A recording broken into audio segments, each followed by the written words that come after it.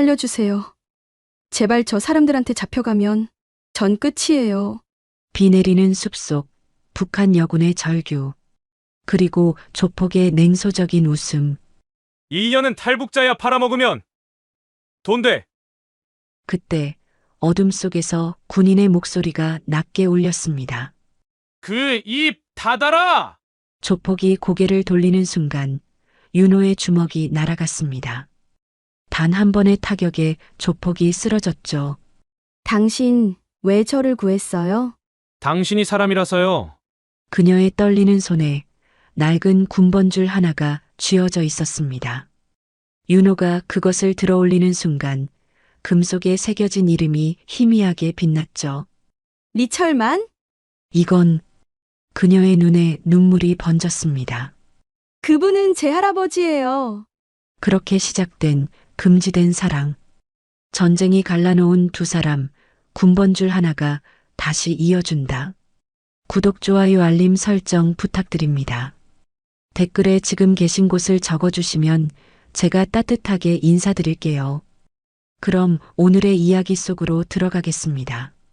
새벽 5시 비가 내리는 DMZ 인근 산악지대는 마치 세상과 단절된 듯 적막했습니다.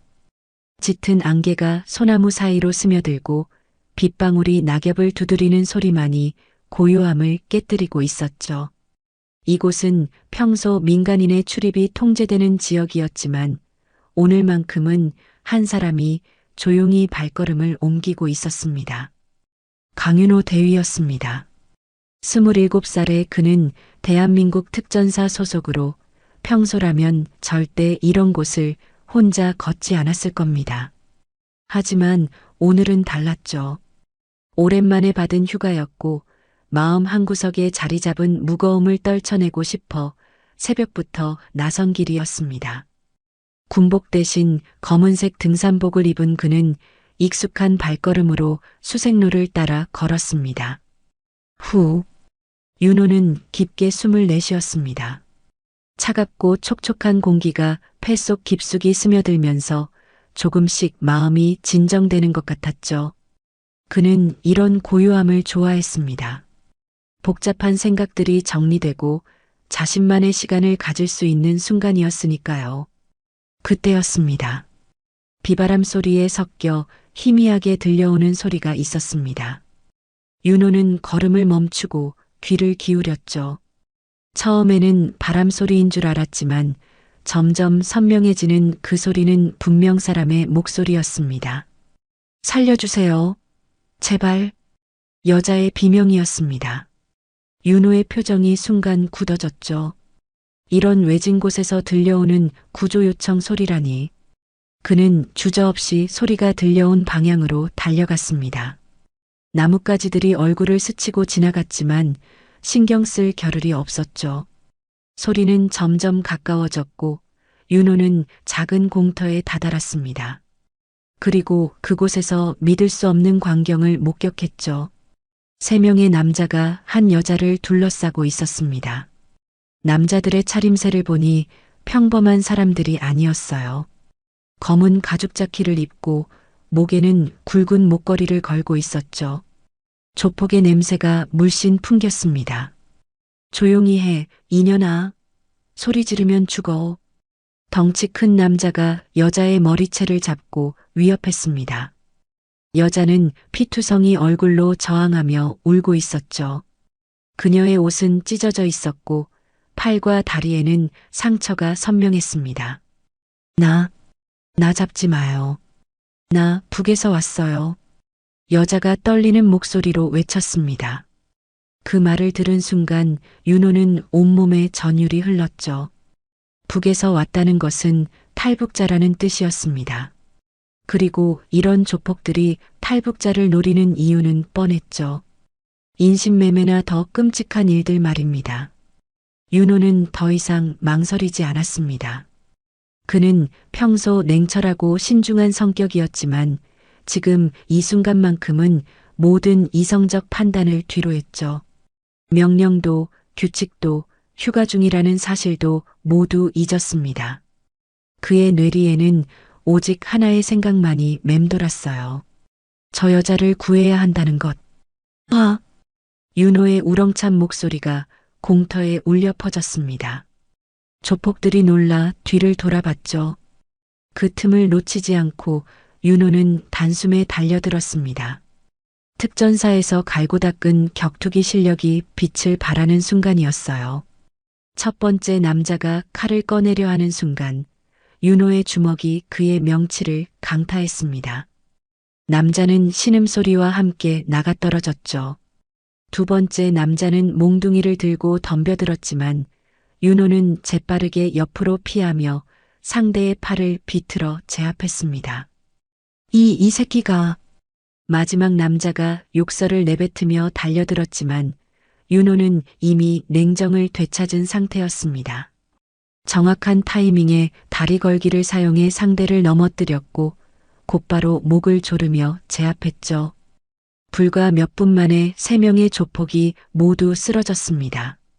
윤호는 거친 숨을 몰아쉬며 여자에게 다가갔어요. 그녀는 두려움에 떨고 있었지만 윤호의 눈을 똑바로 바라봤습니다. 비가 더욱 거세게 내리기 시작했고 빗물이 그녀의 얼굴을 타고 흘러내렸습니다. 그때 윤호의 시선이 그녀의 목에 걸린 무언가에 머물렀죠. 붉게 녹슨 금속 조각이 가느다란 끈에 매달려 있었습니다. 그것은 분명 군번줄이었어요. 오래되고 낡았지만 여전히 희미하게 글자를 알아볼 수 있었죠. 여자는 윤호를 올려다보며 작은 목소리로 말했습니다. 고맙습니다. 그 한마디에 담긴 절박함과 안도감이 윤호의 가슴을 울렸습니다. 그는 자신이 방금 어떤 일에 휘말렸는지 그리고 이 선택이 자신의 인생을 어떻게 바꿀지 아직 알지 못했죠. 하지만 분명한 것은 이 순간부터 그의 운명이 이 여자와 엮이게 되었다는 것이었습니다. 비는 더욱 거세져 갔고 윤호는 재빠르게 상황을 판단했습니다. 쓰러진 조폭들이 언제 정신을 차릴지 모르는 상황이었고 이 여자를 안전한 곳으로 옮겨야 했죠. 그는 주변을 둘러보며 기억을 되짚었습니다. 이 근처에는 오래전 폐기된 초소가 하나 있었어요. 군 복무 시절 훈련 중에 지나쳤던 곳이었죠. 일어날 수 있어요? 윤호가 조심스럽게 물었습니다. 여자는 고개를 끄덕이며 떨리는 손으로 윤호의 팔을 잡았어요. 그녀의 손은 차갑고 상처투성이었지만 악착같이 버티려는 의지가 느껴졌습니다. 여기 있으면 위험해요. 다른 곳으로 가야 합니다. 윤호는 여자의 어깨에 팔을 두르고 천천히 일어나도록 도왔습니다. 그녀는 다리를 절뚝거리며 힘겹게 몸을 일으켰죠. 상당히 많이 다친 것 같았지만 포기하지 않으려는 강인함이 엿보였어요. 두 사람은 비에 젖은 산길을 따라 걸었습니다. 윤호는 여자의 속도에 맞춰 천천히 발걸음을 옮겼어요. 가는 길마다 나뭇가지와 돌멩이가 발목을 걸었지만 그는 인내심을 갖고 그녀를 부축했습니다. 약 30분 정도 걸었을까요? 드디어 낡은 콘크리트 건물이 모습을 드러냈습니다. 저기예요. 윤호가 가리킨 곳은 버려진 지 오래된 군 초소였습니다. 페인트는 벗겨져 있었고 벽면 곳곳에 이끼가 끼어 있었죠. 하지만 비를 피하고 잠시 몸을 숨기기에는 충분해 보였어요. 윤호는 조심스럽게 문을 밀어 열었습니다. 내부는 생각보다 깨끗했습니다. 먼지가 쌓여 있긴 했지만 지붕도 튼튼해 보였고 비가 새지도 않았어요. 구석에는 낡은 담요 몇 장과 간단한 의료용품이 들어있는 상자가 있었습니다. 아마 비상시를 대비해 누군가 준비해둔 것 같았죠. 윤호는 여자를 구석벽에 기대앉게 한 후 의료용품 상자를 가져왔습니다. 그녀의 상처를 살펴보니 생각보다 심각했어요. 팔과 다리에 칼로 긁힌 상처가 여러 개 있었고 얼굴도 많이 부어 있었습니다. 아파도 참으세요. 윤호는 소독약을 솜에 묻혀 그녀의 상처를 조심스럽게 닦아주었습니다. 여자는 아픔을 참으며 이를 악물었지만 신음소리는 흘러나왔죠. 윤호는 최대한 부드럽게 처치했고 붕대로 상처 부위를 감아주었어요. 이제 좀 나아요? 네. 고맙습니다. 처치를 마친 후 두 사람 사이에는 잠시 침묵이 흘렀습니다. 밖에서는 여전히 비가 내리고 있었고 천둥 소리가 간헐적으로 들려왔어요. 윤호는 여자의 얼굴을 자세히 보았습니다. 상처투성이었지만 또렷한 이목구비와 의지 강한 눈빛이 인상적이었죠. 이 근처에선 하루라도 버티기 힘듭니다. 여자가 가느다란 목소리로 말했습니다. 그녀의 말투에는 묘한 억양이 섞여 있었어요. 남한 말투와는 조금 다른 어딘가 어색한 부분이 있었죠. 전 한서연이에요. 그녀가 자신을 소개했습니다. 한서연. 생각보다 평범한 이름이었지만 그녀가 덧붙인 말은 전혀 평범하지 않았어요. 인민군 중이었어요. 윤호의 눈빛이 변했습니다. 인민군 중이라는 것은 북한 군인이었다는 뜻이었죠. 그것도 상당한 계급에. 그는 서연을 다시 한번 자세히 살펴봤어요. 비록 민간인 옷을 입고 있었지만 어딘가 모르게 군인다운 자세와 절도가 느껴졌습니다. 탈북하신 거군요. 윤호가 조심스럽게 물었습니다. 서연은 고개를 끄덕였어요. 며칠 전에 강을 건넜어요. 그런데 저쪽 사람들이 저를. 서연의 목소리가 떨렸습니다. 탈북 과정에서 조폭들에게 납치당한 것 같았어요. 윤호는 이런 일이 드물지 않다는 것을 알고 있었습니다. 탈북자들을 노리는 인신매매 조직들이 있다는 이야기를 들어본 적이 있었죠. 그 사람들 다시 올 거예요. 서연이 불안한 표정으로 말했습니다. 그녀의 두려움이 윤호에게도 전해졌어요. 조폭들이 이렇게 쉽게 포기할 리는 없었죠. 게다가 서연이 단순한 탈북자가 아니라 인민군 중위 출신이라는 사실이 알려지면 상황은 더욱 복잡해질 것이었어요. 저 때문에 당신까지 위험해졌어요. 정말 미안해요. 서연이 죄송하다는 표정으로 고개를 숙였습니다. 하지만 윤호는 오히려 단호한 표정을 지었어요. 명령 어기면 나도 끝이에요. 윤호가 천천히 말했습니다. 그는 군인이었고 이런 일에 개입하는 것은 분명 문제가 될 수 있었죠. 하지만 다음 순간 그의 입에서 나온 말은 의외였어요. 하지만 난 사람을 버리지 않아요. 그 말에 서연의 눈에 눈물이 고였습니다. 오랜 시간 동안 쫓기고 위험에 처해 있던 그녀에게 윤호의 말은 한 줄기 희망 같았어요.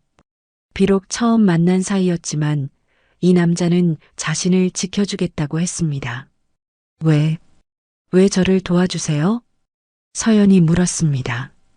윤호는 잠시 생각에 잠겼다가 대답했어요. 사람이니까요. 그걸로 충분해요. 간단하지만 진실한 대답이었습니다.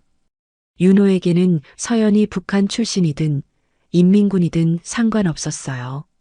그저 도움이 필요한 한 사람일 뿐이었죠. 밖에서는 천둥이 더욱 거세게 울렸고 비는 그칠 기미를 보이지 않았습니다. 두 사람은 이 작은 폐초소 안에서 폭풍이 지나가기를 기다려야 했어요. 하지만 이것은 단순한 비바람이 아니었습니다. 이들을 둘러싼 진짜 폭풍은 이제 막 시작되려 하고 있었죠. 밤이 깊어갈수록 폭우는 더욱 거세졌습니다.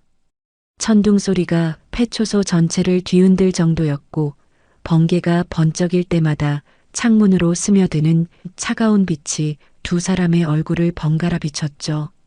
서연은 구석에 웅크리고 앉아 있었고 윤호는 문 근처에서 밖을 경계하고 있었습니다. 많이 추우세요?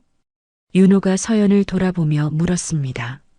그녀는 젖은 옷 때문에 온몸이 떨리고 있었어요.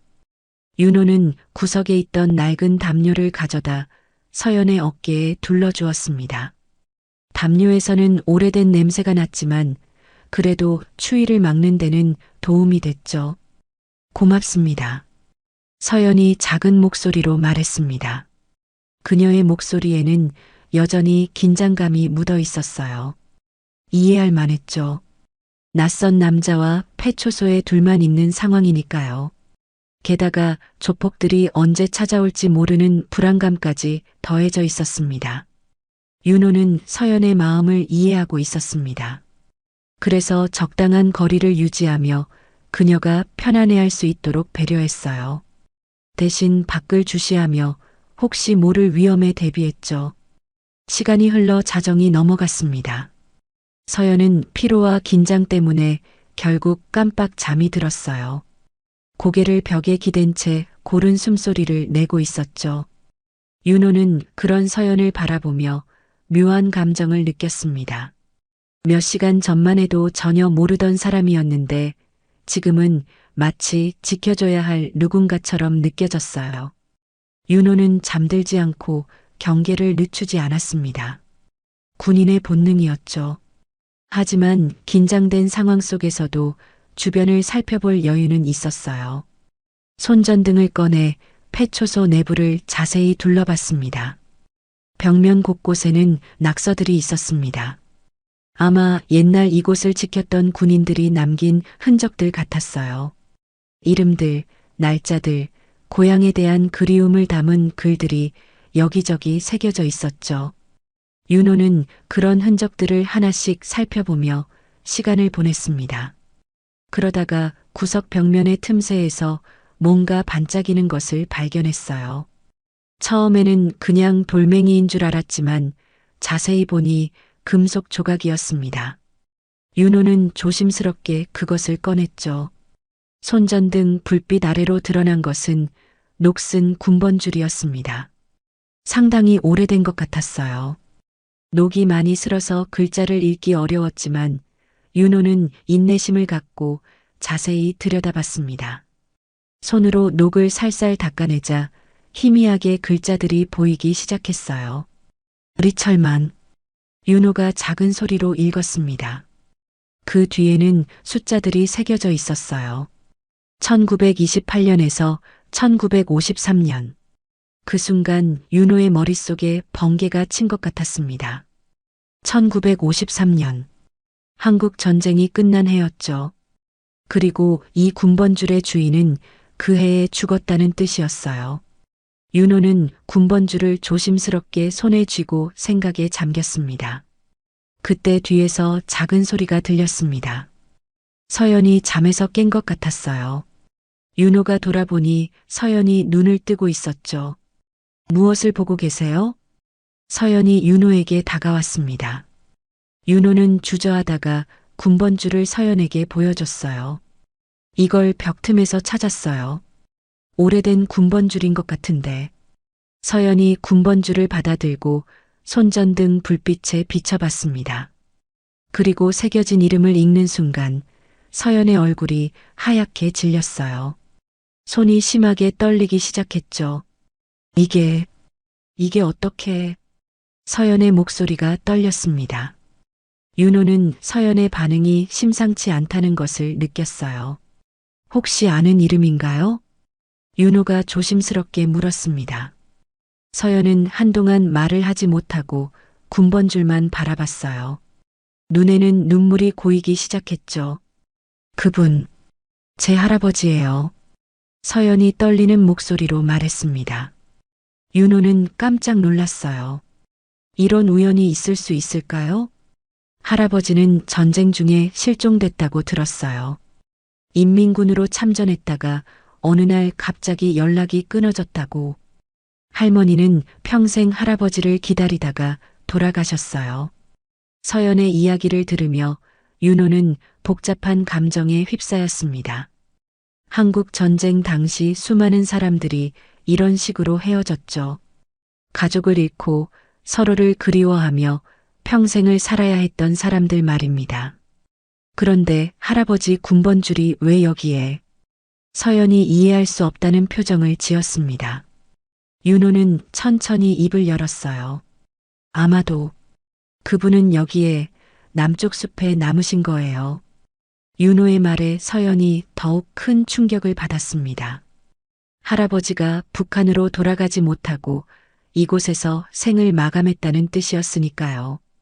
이 숲이 우리 가족의 무덤이었네요. 서연이 눈물을 흘리며 말했습니다.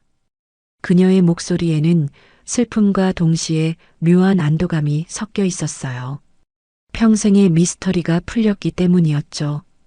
윤호는 서연의 어깨에 손을 올렸습니다. 위로의 손길이었어요. 서연은 윤호의 따뜻함에 더욱 눈물을 쏟았죠. 할아버지도 이런 밤에 여기 계셨을까요? 고향을 그리워하시며 서연이 중얼거렸습니다. 윤호는 고개를 끄덕였어요. 분명 그러셨을 거예요. 그리고 지금 우리를 지켜보고 계실지도 모르죠. 그 순간 번개가 또 한 번 번쩍였고 천둥 소리가 초소를 뒤흔들었습니다. 하지만 이상하게도 두 사람의 마음은 조금 더 평온해진 것 같았어요. 서연에게는 할아버지를 찾은 기쁨이, 윤호에게는 이 만남이 단순한 우연이 아니라는 확신이 생겼거든요. 밤은 깊어만 갔지만 두 사람 사이에는 이전과는 다른 끈끈한 유대감이 형성되고 있었습니다. 운명이 만들어낸 만남이었던 셈이죠. 새벽 무렵이 되자 비가 서서히 그치기 시작했습니다. 창문 밖으로 보이는 하늘에는 구름 사이로 희미한 별빛이 보였어요. 폭풍우가 지나간 후의 고요함이 폐초소를 감싸고 있었죠. 윤호와 서연은 각자 조용히 앉아 있었지만 할아버지의 군번주를 찾은 후로 분위기가 많이 달라졌습니다. 추우시죠? 윤호가 서연을 바라보며 말했습니다. 비가 그쳤지만 기온은 여전히 낮았고 젖은 옷 때문에 몸이 더욱 차가워진 상태였어요. 서연은 담요를 더 단단히 몸에 감으며 고개를 끄덕였죠. 불을 피우면 어떨까요? 윤호가 제안했습니다. 서연의 눈이 번쩍 뜨였어요. 하지만 곧 걱정스러운 표정을 지었죠. 연기 때문에 들킬 수도 있지 않을까요? 이 시간에는 괜찮을 거예요. 그리고 환기구도 있고 조금만 피우면 됩니다. 윤호는 폐초소 안을 둘러봤습니다. 환기를 위한 작은 창이 있었고 바닥에는 오래전 만들어진 간이 화로 자리가 남아 있었어요.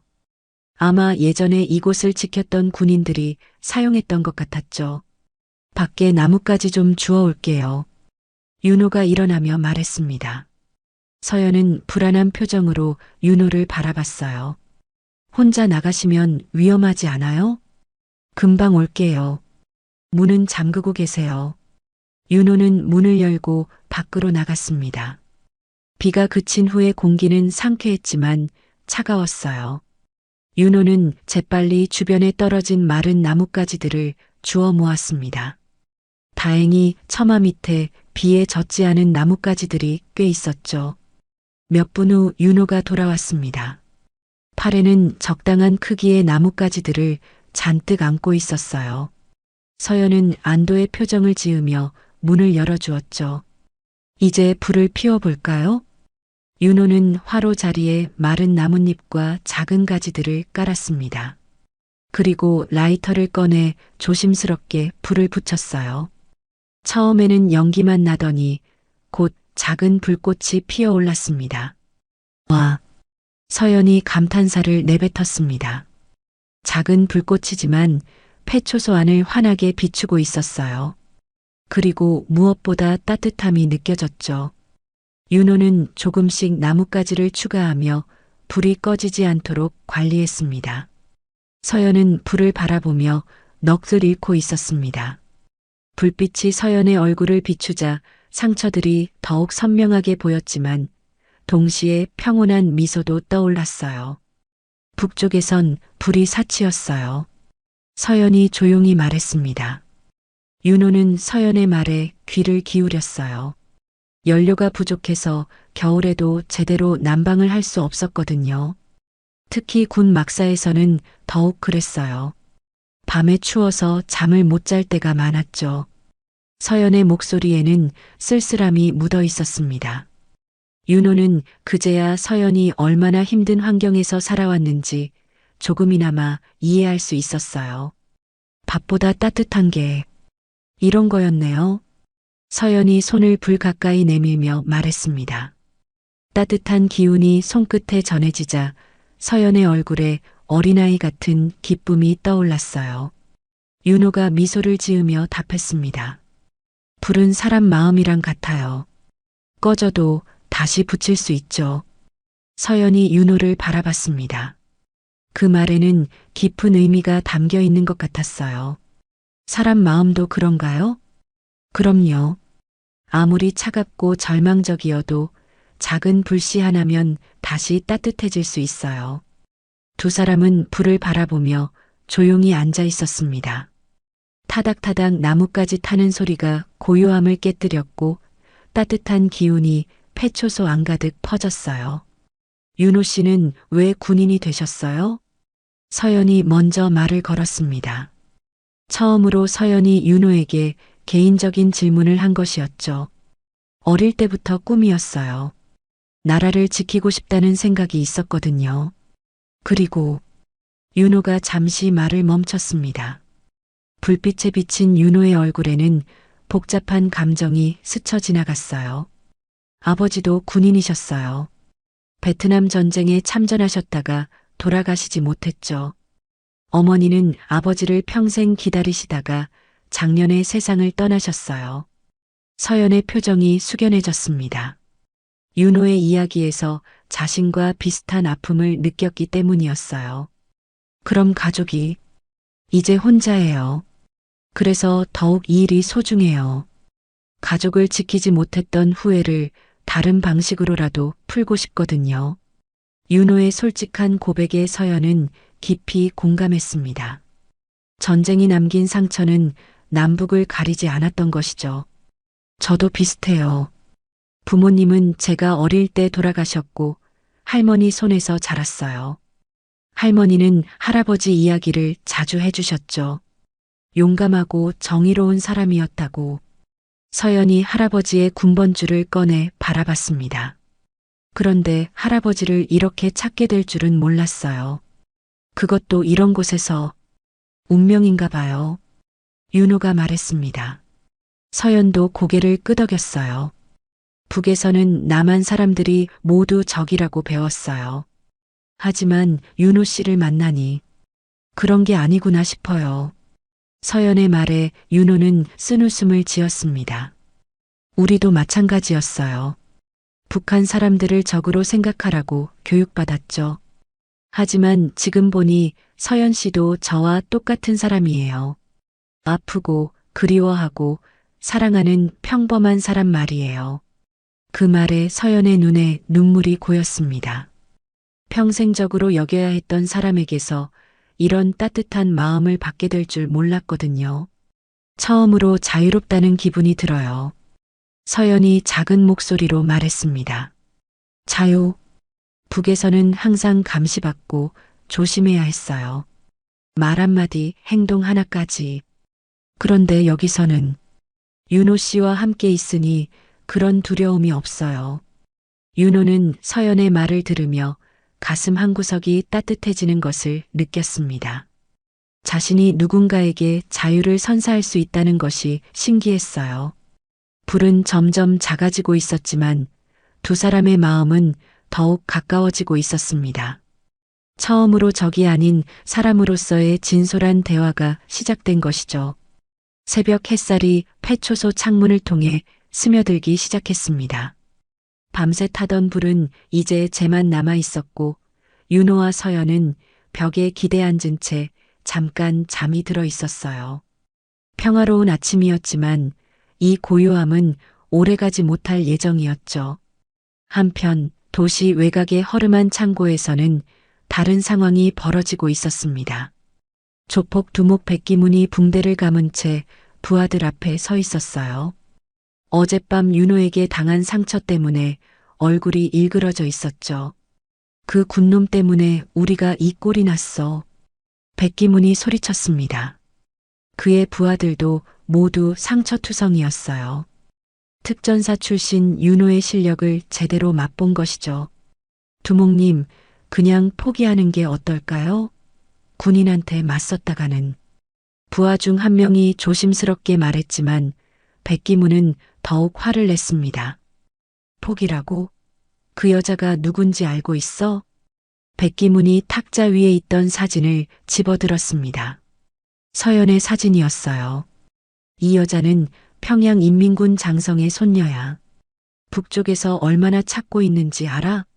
이 계집 하나면 우리가 평생 놀고 먹을 수 있다고. 부하들의 눈빛이 변했습니다.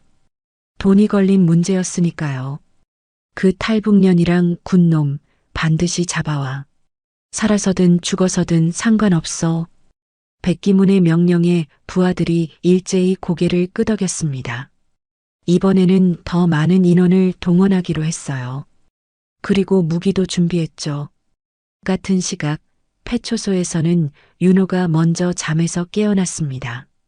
어깨가 뻐근했지만 서연이 자신의 어깨에 기대어 자고 있는 모습을 보니 움직일 수가 없었어요. 서연은 잠든 얼굴이 참 평화로워 보였습니다.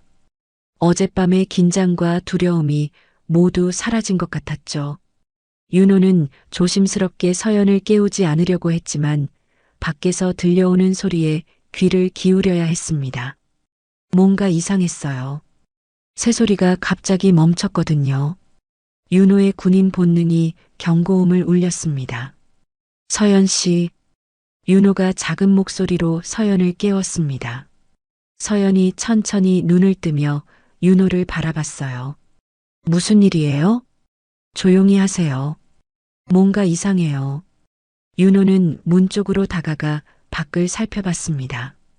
처음에는 아무것도 보이지 않았지만 잠시 후 나무들 사이로 검은 옷을 입은 사람들의 실루엣이 보였어요. 온 것 같아요. 윤호가 긴장된 목소리로 말했습니다. 서연의 얼굴이 하얗게 질렸어요. 어떻게 찾았을까요? 아마 어젯밤 연기를 봤을 수도 있어요. 아니면 윤호의 말이 채 끝나기도 전에 밖에서 거친 목소리가 들려왔습니다. 이 근처에 있을 거야. 샅샅이 뒤져. 백기문의 목소리였습니다. 이번에는 혼자 오지 않았어요. 최소 5~6명은 되는 것 같았죠. 윤호는 재빨리 상황을 판단했습니다. 폐초소는 출입구가 하나뿐이었고 포위당하면 빠져나갈 방법이 없었어요. 그렇다고 여기서 맞서 싸우기에는 상대가 너무 많았죠. 뒷창으로 나가야 해요. 윤호가 서연에게 속삭였습니다. 폐초소 뒤쪽에는 작은 창문이 하나 있었어요. 사람이 간신히 빠져나갈 수 있을 정도의 크기였죠. 그때 밖에서 발걸음 소리가 점점 가까워졌습니다. 윤호는 서연을 뒷창 쪽으로 안내했어요. 그런데 창문을 열려는 순간 갑자기 밖에서 개 짖는 소리가 들렸습니다. 멍멍. 야생견이 아니었습니다. 군견 특유의 짖는 소리였어요. 윤호는 그 소리를 들으며 깜짝 놀랐습니다. 이 근처에 군견이 있을 리가 없었거든요. 해랑이다. 윤호가 중얼거렸습니다. 해랑은 윤호가 소속된 부대의 군견이었어요. 며칠 전 훈련 중에 실종되었던 개였죠. 윤호는 해랑을 찾기 위해 이 근처를 수색한 적이 있었습니다. 멍멍, 멍멍.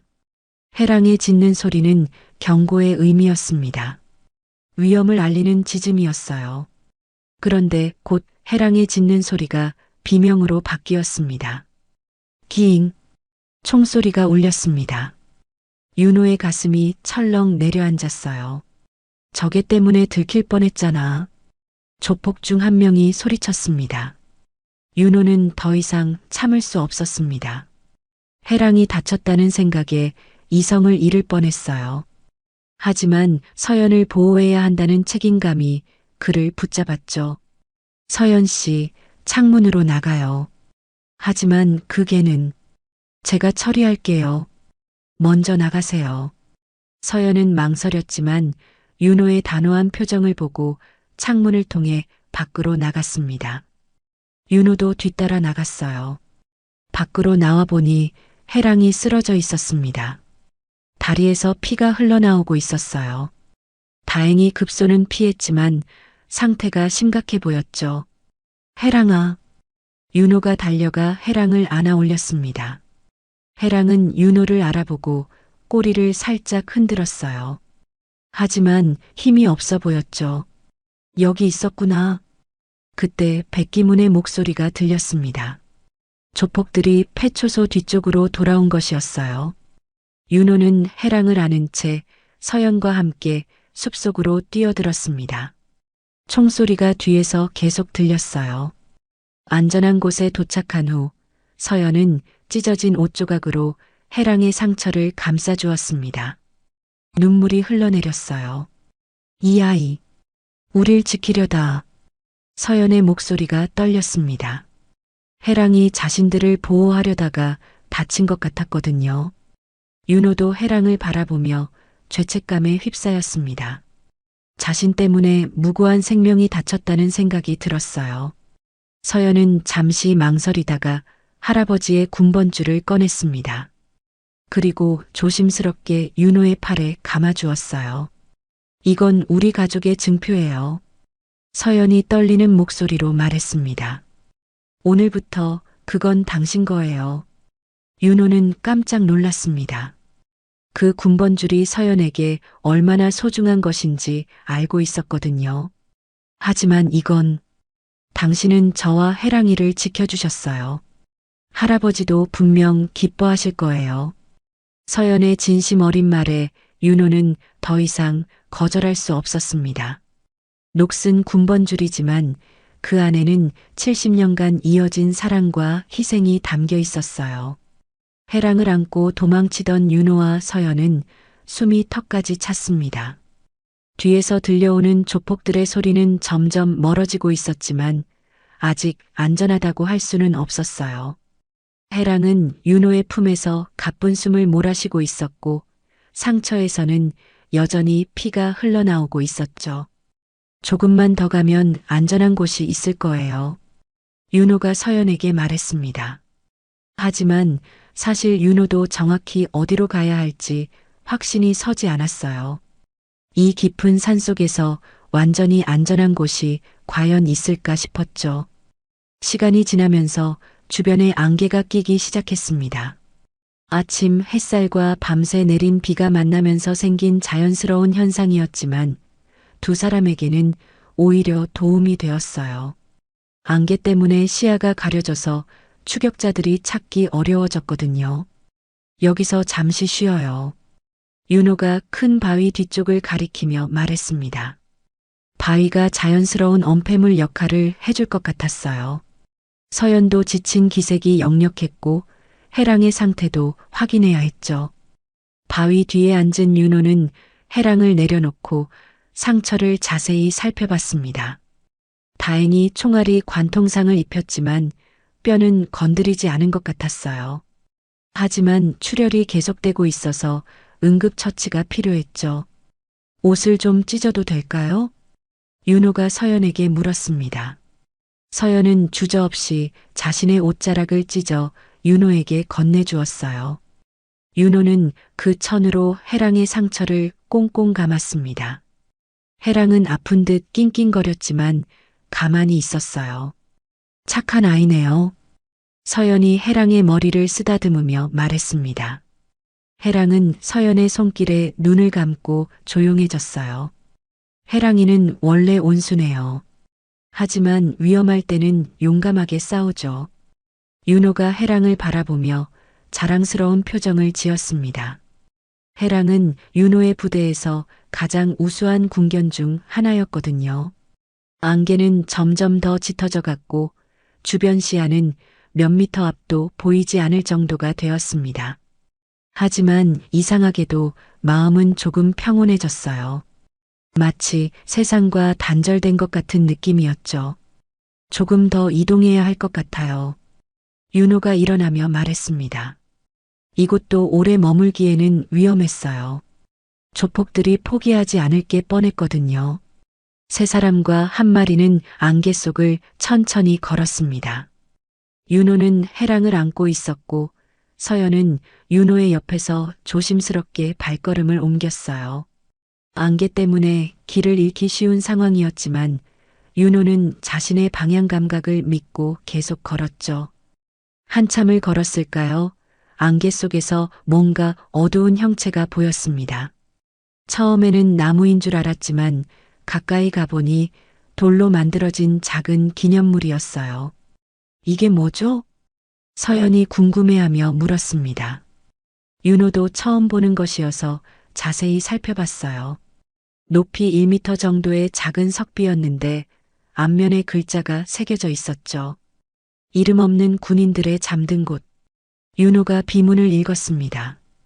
그 아래에는 더 작은 글씨로 한국전쟁 1950년에서 1953년이라고 적혀 있었어요. 서연이 묘비를 바라보며 조용히 물었습니다. 남쪽 군이에요? 북쪽 군이에요? 윤호는 비문을 다시 한번 자세히 읽어봤습니다. 하지만 남북을 구분하는 표시는 어디에도 없었어요. 이름이 없으니 그냥 사람일 겁니다. 윤호가 잠시 생각한 후 대답했습니다. 그 말에 서연도 고개를 끄덕였어요. 두 사람은 말없이 묘비 앞에 섰습니다. 안개 속에서 발견한 이 작은 기념비는 뭔가 신성한 느낌을 주었어요. 이곳에는 이름도 없이 잠든 수많은 군인들의 영혼이 있는 것 같았죠. 윤호는 먼저 묘비 앞에서 고개를 숙였습니다. 군인으로서 전쟁에서 목숨을 잃은 이들에 대한 예의였어요. 서연도 윤호의 모습을 보고 함께 고개를 숙였죠. 그 순간 서연의 눈에서 눈물이 흘러내렸습니다. 하지만 이번에는 슬픔의 눈물이 아니었어요. 뭔가 정화되는 느낌이었죠. 지금까지 자신을 지배해왔던 북한 군인이라는 정체성이 아니라 그냥 한 인간으로서 눈물을 흘리고 있었어요. 할아버지도 여기 계신 것 같아요. 서연이 작은 목소리로 말했습니다. 윤호는 서연의 손을 조심스럽게 잡았어요. 서연도 거부하지 않았죠. 두 사람은 손을 맞잡고 묘비 앞에서 조용히 서 있었습니다. 전쟁이 만든 적이었지만 지금은 같은 아픔을 나누는 사람이 되어 있었어요. 해랑도 윤호의 품에서 조용히 묘비를 바라보고 있었습니다.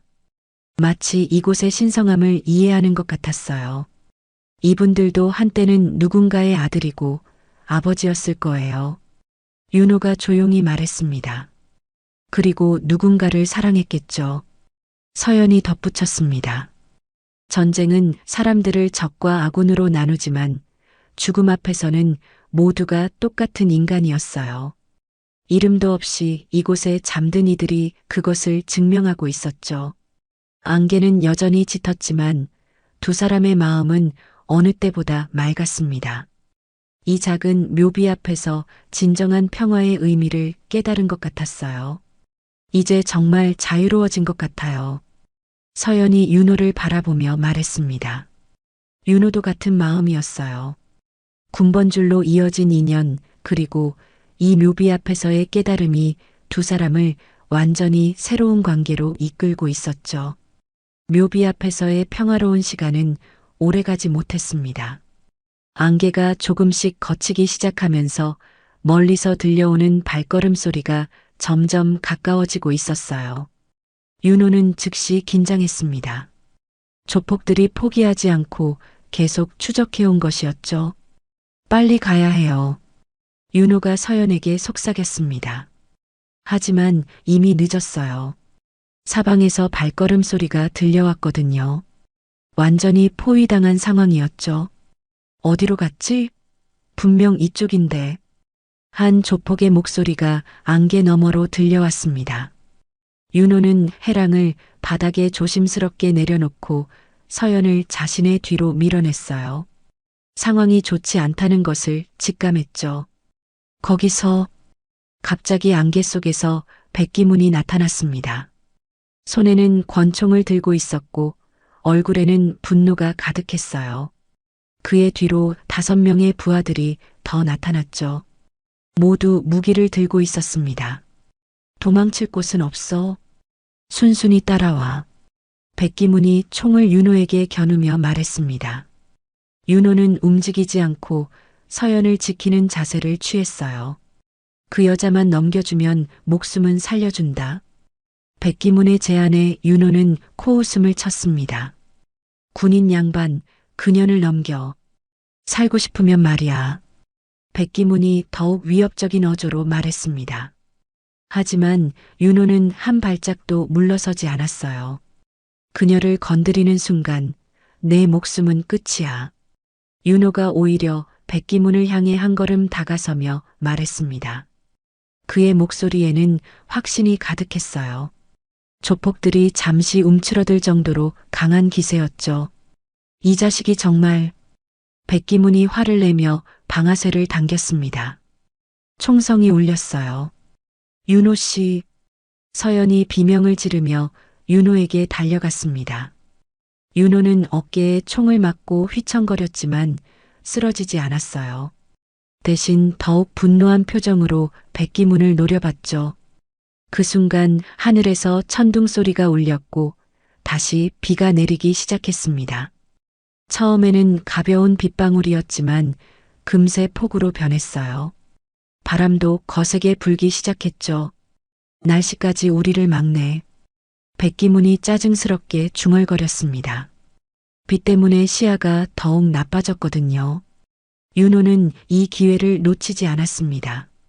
폭우를 이용해 재빠르게 가장 가까운 조폭에게 달려들었어요.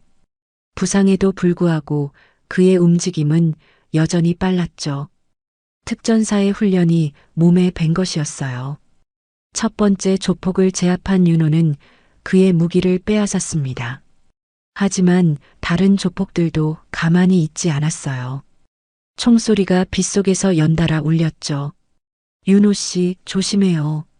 서연이 소리쳤습니다. 윤호는 나무 뒤로 몸을 숨기며 상황을 파악했어요. 상대가 너무 많았고 부상 때문에 평소만큼 민첩하지도 못했죠. 폭우는 점점 더 거세져 갔습니다. 번개가 하늘을 가르며 번쩍였고 천둥 소리가 총소리를 압도할 정도로 컸어요. 마치 자연이 이 싸움을 말리려는 것 같았죠. 이런 비에서 뭘 하자는 거야? 조폭 중 한 명이 불평했습니다. 옷이 흠뻑 젖어서 몸이 무거워졌거든요. 하지만 백기문은 포기할 생각이 없었습니다. 서연을 잡는 것이 자신의 목표였고 이미 너무 많은 것을 잃었거든요. 놈을 잡아. 죽이든 살리든 상관없어. 백기문의 명령에 조폭들이 일제히 윤호가 숨은 나무 쪽으로 몰려갔습니다. 윤호는 더 이상 버틸 수 없다는 것을 깨달았어요. 서연 씨, 해랑이를 데리고 도망가세요. 윤호가 큰 소리로 외쳤습니다. 하지만 서연은 그 자리에서 움직이지 않았어요. 혼자 두고 갈 수 없어요. 서연이 눈물을 흘리며 대답했습니다. 빗물과 눈물이 뒤섞여 흘러내렸죠. 그때 또 다른 총성이 울렸고 윤호가 비틀거리며 나무 뒤에서 나왔습니다. 다리에도 총을 맞은 것 같았어요. 피가 흘러내리고 있었죠. 윤호 씨. 서연이 달려가 윤호를 부축했습니다. 윤호는 피투성이가 된 얼굴로 서연을 바라봤어요. 이제 끝인 것 같아요. 윤호가 힘없는 목소리로 말했습니다. 하지만 서연은 고개를 저었어요. 아니에요. 포기하면 안 돼요. 그때 하늘에서 번개가 연달아 번쩍였습니다. 그리고 그중 하나가 조폭들이 타고 온 차량 근처에 떨어졌어요. 순간 큰 폭발음과 함께 차량이 불길에 휩싸였죠. 이런. 백기문이 놀라며 뒤를 돌아봤습니다. 차량이 폭발하면서 주변 나무들도 불타기 시작했어요. 비가 내리고 있음에도 불구하고 불길은 쉽게 꺼지지 않았죠. 불길이 치솟는 가운데 서연이 윤호를 끌어안으며 울었습니다. 더 이상 참을 수 없었던 마음이 터져 나온 것이었어요. 윤호 씨, 나 아직 말 못했어요. 서연의 목소리가 빗소리와 불타는 소리에 섞여 들렸습니다. 당신 사랑해요. 서연의 고백이 폭풍우 속에서 울려 퍼졌습니다. 윤호는 그 말을 듣고 피투성이 입술로 미소를 지었어요. 이제 자유네요, 우리. 윤호가 약해진 목소리로 대답했습니다. 그의 손이 서연의 뺨을 쓰다듬었어요. 불길과 폭우, 그리고 두 사람의 사랑 고백이 뒤섞인 장면이었습니다. 조폭들은 갑작스러운 폭발과 화재로 인해 당황하고 있었고, 윤호와 서연은 서로의 진심을 확인한 채 껴안고 있었죠. 차량 폭발로 인한 혼란 속에서 조폭들은 당황하고 있었습니다. 불길이 점점 번져나가고 있었고, 폭우까지 내리는 상황에서 더 이상 추격을 계속하기 어려웠어요. 백기문은 분노에 찬 표정으로 윤호와 서연을 바라봤지만 부하들이 철수하자고 재촉하는 바람에 어쩔 수 없이 포기해야 했죠. 이번만은 운이 좋았다. 다음에 만나면 가만두지 않겠어. 백기문이 악을 쓰며 소리쳤지만 이미 상황은 그의 통제를 벗어나 있었습니다. 조폭들은 급히 현장을 떠났고 숲에는 다시 고요함이 찾아왔어요. 서연은 윤호를 안고 눈물을 흘리고 있었습니다. 윤호의 상태가 심각해 보였거든요. 하지만 다행히 윤호는 의식을 잃지 않았어요. 병원에 가야 해요. 서연이 떨리는 목소리로 말했습니다. 윤호는 고개를 저었어요. 먼저 해랑이부터. 괜찮나요? 윤호가 해랑을 걱정하며 물었습니다. 해랑은 폭발 소리에 놀랐지만 다행히 더 다치지는 않았어요. 서연이 해랑을 확인해 보니 붕대도 제자리에 있었죠. 걱정 마세요. 해랑이는 괜찮아요. 서연이 안심시켰습니다. 그제야 윤호가 조금 안도하는 표정을 지었어요. 시간이 흘러 구조대가 도착했습니다. 폭발과 화재 신고를 받고 온 것이었죠. 윤호는 응급처치를 받은 후 병원으로 이송되었고 서연도 함께 따라갔어요. 해랑도 수의사의 치료를 받을 수 있었죠. 병원에서 몇 주간의 치료를 받은 윤호는 다행히 생명에는 지장이 없었습니다. 서연은 매일 병원을 찾아와 윤호를 돌봤어요. 탈북자 신분으로 인한 복잡한 절차들도 윤호의 도움으로 하나씩 해결해 나갔죠. 조폭들은 결국 경찰에 체포되었습니다. 인신매매 혐의로 오랜 시간 감옥에 가게 되었어요. 백기문은 법정에서 분노에 찬 표정을 지었지만 이미 모든 증거가 드러난 상태였죠. 2년 후 봄, 벚꽃이 만개한 4월의 어느 날 DMZ가 보이는 작은 마을에 위치한 교회에서는 특별한 결혼식이 열리고 있었습니다. 하얀 벽돌로 지어진 작은 교회 앞마당에는 벚꽃잎이 바람에 날려 흩날리고 있었어요. 교회 안에는 많지 않지만 진심으로 축하해주는 하객들이 모여 있었습니다. 윤호의 부대 동료들과 서연이 한국에서 새로 사귄 친구들이었죠. 모두들 이 특별한 커플의 결혼을 진심으로 축복하고 있었어요. 신부 입장하겠습니다. 사회자의 안내에 따라 교회 문이 열렸습니다. 하얀 드레스를 입은 서연이 천천히 입장했어요. 2년 전 피투성이었던 모습은 찾아볼 수 없었고 대신 행복에 가득 찬 아름다운 신부의 모습이었죠. 제단 앞에는 윤호가 서 있었습니다. 군복을 입은 그의 모습은 당당하고 자랑스러웠어요. 가슴에는 그 유명한 군번줄이 목걸이처럼 빛나고 있었죠. 2년간 서연과 함께 깨끗하게 복원한 할아버지의 유품이었어요. 서연이 윤호 앞에 도착하자 목사님이 예식을 시작했습니다. 두 사람은 서로를 바라보며 미소를 지었어요.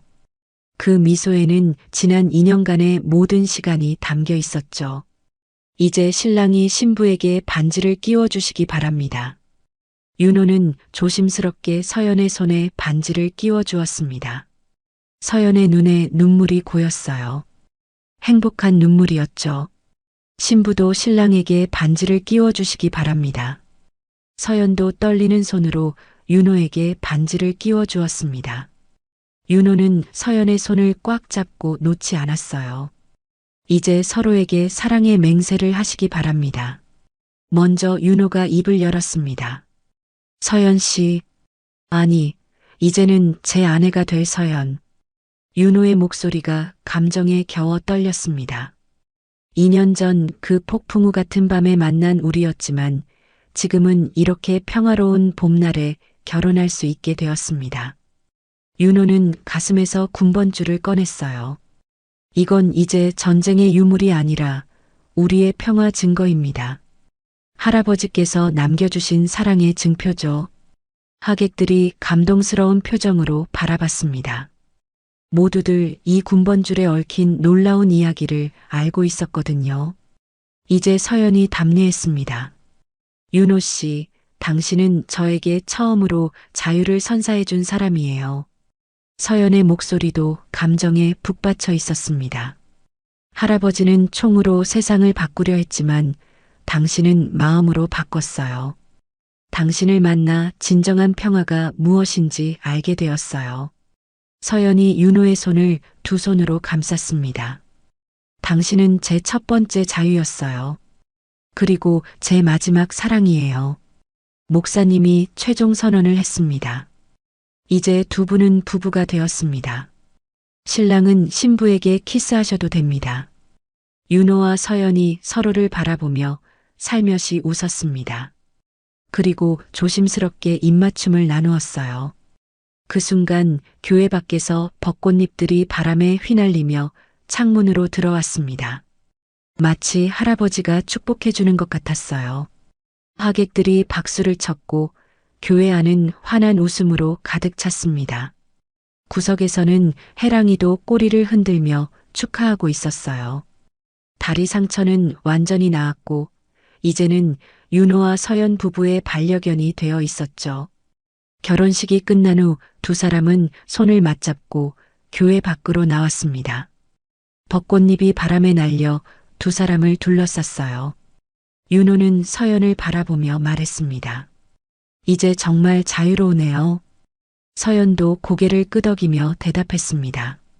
네, 우리는 자유로워요. 그리고 행복해요. 두 사람은 벚꽃길을 따라 천천히 걸어갔습니다. 해랑이도 뒤따라 걸었죠. 멀리 보이는 산 너머로는 평화로운 노을이 지고 있었어요.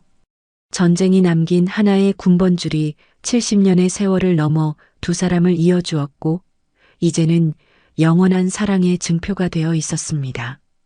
적이었던 두 사람이 사랑하는 부부가 된 것처럼 분단된 땅에도 언젠가 진정한 평화가 찾아올 거라는 희망을 품고 말이에요. 달빛 인생사연 은감동 오디오북으로 인생사연과 공감 이야기를 전해드립니다. 구독과 좋아요로 더 많은 인생사연과 공감 이야기를 만나보세요. 지금 듣고 계신 장소를 댓글로 남겨주시면 제가 반갑게 인사드리겠습니다. 오늘도 함께 해주셔서 감사합니다.